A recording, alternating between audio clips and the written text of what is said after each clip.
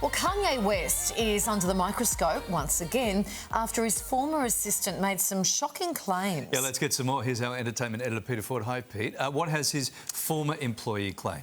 Yeah, his former chief of staff, in fact. Her name is Lauren Pesciotta, and she's gone after him before and she didn't succeed, so she's coming back again. She's refiling her court documents and she's added new details to it all. I guess the most interesting one from our point of view here in Australia is that it's claimed in these documents that Kanye, in fact, indicated a desire to have sex with the mother of Bianca Censori, his wife.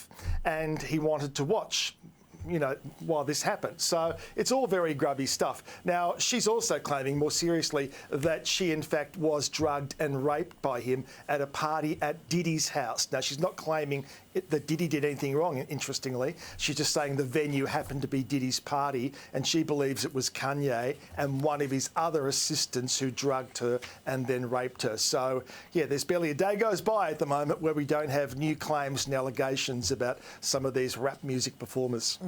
Let's move on to matters of royalty. More details revealed about the King and Queen's visit to Australia. It kicks off this week, right? Yeah, well, it kicks off sort of on Friday. I mean, they will be here Friday night, but they are going to be laying low until Monday. Interestingly, there's still some buzz around that King Charles may, in fact, go to the Everest on Saturday because the King Charles Stakes are being run then as well. I think that may be a bit fanciful. Obviously, everything is at a much slower pace than it normally would be. He is, in fact, travelling with 2 doctors, although he is ceasing his cancer treatments while he's on this relatively brief tour. So the most interesting photo ops, I think, will be on Monday and Tuesday. Monday in Canberra when they go to the Australian War Memorial, and then they will be at the forecourt of Parliament House. People are free to turn up and see them, and maybe a vague chance of getting to meet them or get close to them. Then on Tuesday, I think, will be the real day for the great pictures that will go right around the world, when he will be at, well, both of them will be at the Opera House forecourt. And of course, that's 51 years since his mother, Queen Elizabeth, opened the Opera House. And then there'll be the inspection, which is being put on by the Army, the Navy and the Air Force, taking place on the harbour. At this point in time, the weather looks like it's going to be absolutely perfect next Monday and Tuesday. So I think there'll be great international exposure with this visit. Pete, do you know anyone in the royal family? Could you call? Well, I can't name names, you know that. Can you ask them to... They should go to Perth for the telethon while they're here. No, how about that? Yeah, well, there's a lot of places who would like to have them. I might add, if they went to Perth, I'm sure that the Premier over there would probably agree to meet them. I cannot believe that the Premiers in this country, particularly in New South Wales, and the Chief Minister in the ACT are not going to be meeting the King and Queen. I think that should just be a case of protocol. It shouldn't be an optional thing to make that decision. Yeah, that big issue aside, if you can just get them to Perth for the telethon, that'd be great. Yeah, it'll be interesting to see, because obviously the British media accompanies the King on the tour, how much talk there is around a republic, you know, from the travelling British press to see how, and they will be, I reckon, closely monitoring those crowd numbers to see what sort of a crowd the King and Queen can pull. Good thinking, Carls. Good thinking.